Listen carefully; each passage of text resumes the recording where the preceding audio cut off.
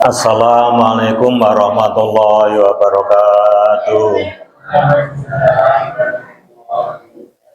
Bismillahirrahmanirrahim. Alhamdulillahirabbil alamin. Wassalatu wassalamu ala asyrofil mursalin sayyidina wa maulana Muhammadin wa ala alihi wa sahbihi ajmain. Wa qala ta'ala fi kitabil karim Rabbi shrah li sadri wa yassir li amri wahlul 'uqdatam min lisani yafqahu qawli. Amma ba'du.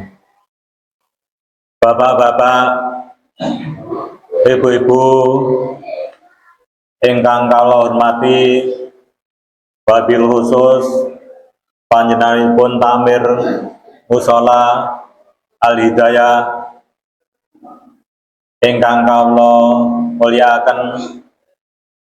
Monggo sepindah kita munjuaken rasa dumateng ngarsa dalem Gusti Allah ingkang sampun paring kita panjenengan sedaya kesehatan kewarasan sehingga kita panjenengan sedaya wonten ing sonten punika saged rawuh wonten ing punika panggenan saperlu sesarengan nglampahi thalabul ilmi. Sholawat wa salam monggo kita unjukaken dumateng junjungan kita kanjeng Nabi Muhammad sallallahu alaihi wasallam ingkang mawantu-wantu kita panjenengan sedaya ngajeng-ajeng sapangatipun.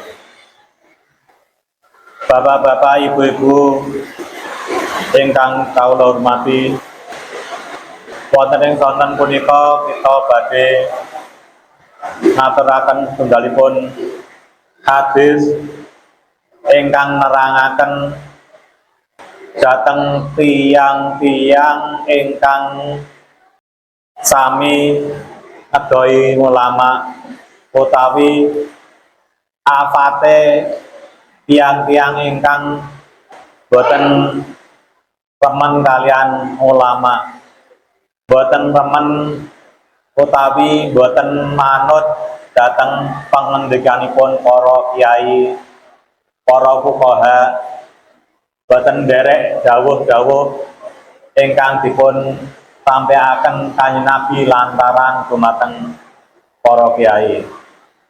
Punika wonten afatipun hadisipun kanjeng Nabi ngendikaken, saya ya manun ngala umati, bakal tumeka suatu zaman utawa bakal ana wektu yafiruna minal ulama'i, wong-wong sing padha layu saka ulama, padha ngedohi kiai, wal fuqaha ilang padha ngedohi wong ahli fikih, padha ngedohi tata carane ibadah, padha ora nderek dawuhe ahli-ahli fikih sing nerangake masalah ibadah wonten ngarsa dalem Gusti Allah. Kanjeng Nabi sampun ngendikaken, sesuk ana mangsa, ana zaman sing wong-wonge padha ngedohi ulama, padha ngedohi kiai, padha ora manut dawuhe para kiai, ora manut dawuhe para alim fikih. Senajan to wong-wong niku padha ngumpul, padha ngemori maring kiyaine, maring ulamae, nanging ora nderek dawuhe para ulama. Niki bakal teka zaman kados mekaten. Mila Gusti Allah badhe nurunaken pinten-pinten bala, pinten-pinten cobaan. Fayab taliyahullah, mongko Gusti Allah bakal nyoba utawa bakal nurunake maring umat kuwi mau, ana zaman kuwi mau sing umate padha ngedoh saka kiai pira bala bi salasi baliatin, kelawan nurunaken telu pira-pira alangan. Gusti Allah bakal nurunake telu pira-pira cobaan, pira-pira alangan sing nang jaman kuwi mau umate wis do ora manut dawuhe para ulama, ora manut dawuhe para kiai lan ora manut dawuhe fuqaha. Napa cobane niku sing diturunke dhateng Gusti Allah? Nggih punika ulaha pertamane sing bakal diturunke dening Gusti Allah dhateng umat niku wau yarfaul barokati min kasbihim. Setunggal Gusti Allah bakal ngilangi barokahe le nyambut gawe. Dados senajan to nyambut gawe mempeng nek dhek iki ngedoi ulama, dhek ngedoi kiai, dhek ngedoi ngalim fikih, kuwi le nyambut gawe ra bakal ana barokahe, ora ana manfaate. Kados pundi maksudipun? Nggih punika senajan to le nyambut gawe niku entuk rezeki akeh, ning dimanfaatke niku nang ati ora iso tentrem, nang ati ora iso semeleh, grangsang terus rasane. Pengen nyambut gawe ra ibadah, ora gedhe nyangarsane pangeran, pengen ngoyak bondo donya terus. Nah niki mboten nonton barokah. Dinggo ngragati anak putu dadi bocah sing ora kena dikandani. Niki akibat rezekine nggih kurang barokah. Nek dikandani bocahe meleng wae, bocahe bantah wae. Niki akibat sebagian saking yarfaul barokati min kasbihim, ilange barokahe le nyambut gawe.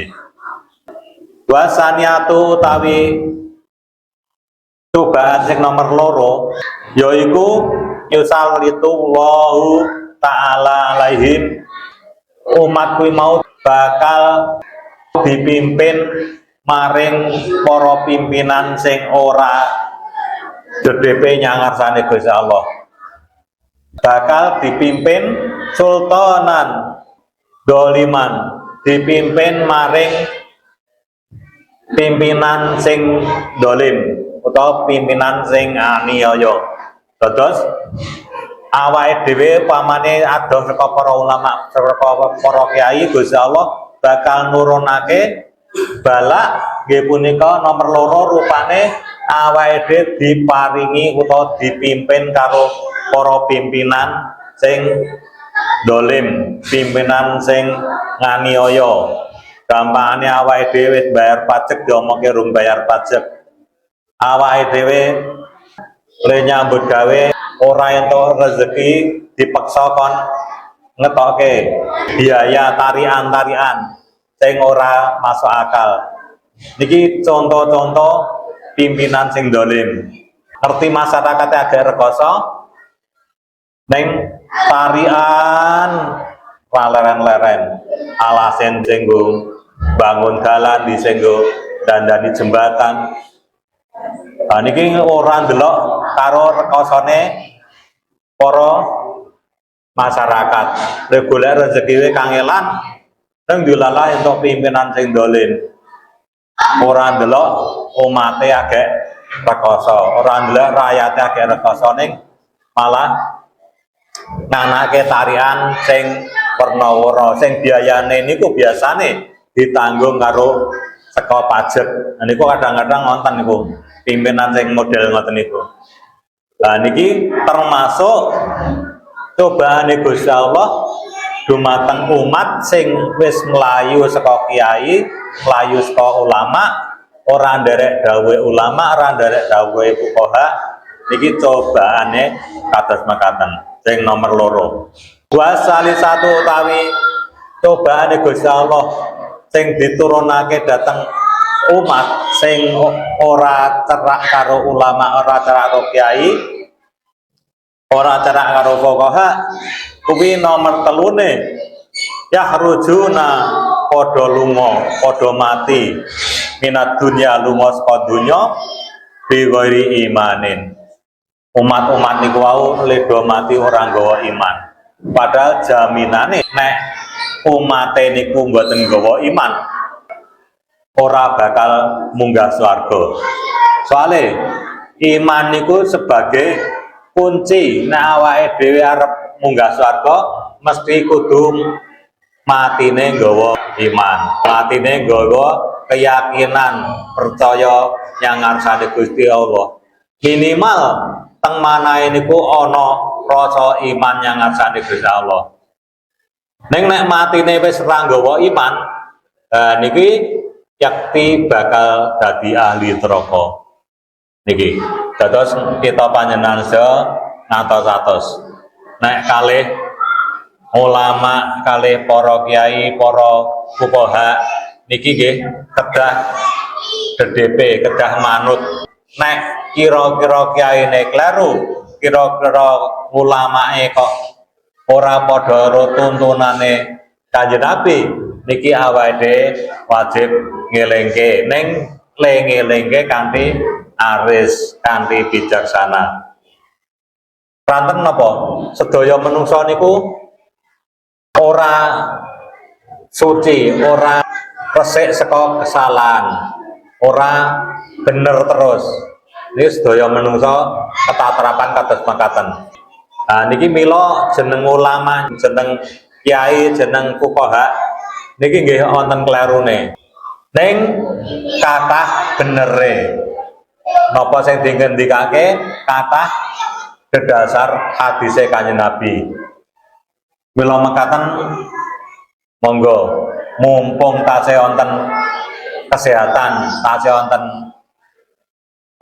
wekdal kagem DDP yang ngersani para kiai. Monggo le DDP kanthi saestu digugu tenan ngendikane para kiai. Aja seneng mancai nek ana pengendikan sing bener. Kita panjenengan niki saya kasihpun termasuk umat akhir zaman. Umat akhir zaman niku adoh karo Kanjeng Nabi. Nek ora saka para kiai, saka para ulama, sinten sing ajeng nggawa berita utawa nggawa hadis Kanjeng Nabi saking zaman kelahiran Kanjeng Nabi atau sepriki niki nek mboten para ulama. Mboten nonton tiyang ingkang beto tuntunane Kanjeng Nabi. Bila mekaten kita panjenengan sedaya dados umate Kanjeng Nabi ingkang wonten ing akhir zaman, monggo sami DDP saestu. Mila mekaten niki monggo wekdal sing sekedhik niki intisari anggen kawula matur niki mek kalih para ulama, kalih kiai ya sing ngajeni, ora mancai gitu. Para kiai, para ulama, para ahli fikih niki sing nunjukake datang kita panjenengan sedaya masalah agama. Nek nang pemerintahan niku ngatur kehidupan di dunia, nek agama niku ngatur kehidupan dari dunia sampai akhirat. Niku kiai, para ulama, para ahli fikih niki saking kawula mekaten kemawon. Babile wonten kalepatan ingkang kawula matur kula nyuwunaken pangapunten lan mugi-mugi napa ingkang kawula aturaken sonten punika saged dipun gondhali, dipun tepengi kanthi sak kenceng-kencengipun. Bila mekaten kula akhiri wa wal muwaffiq lan motorik. Wassalamualaikum warahmatullahi wabarakatuh.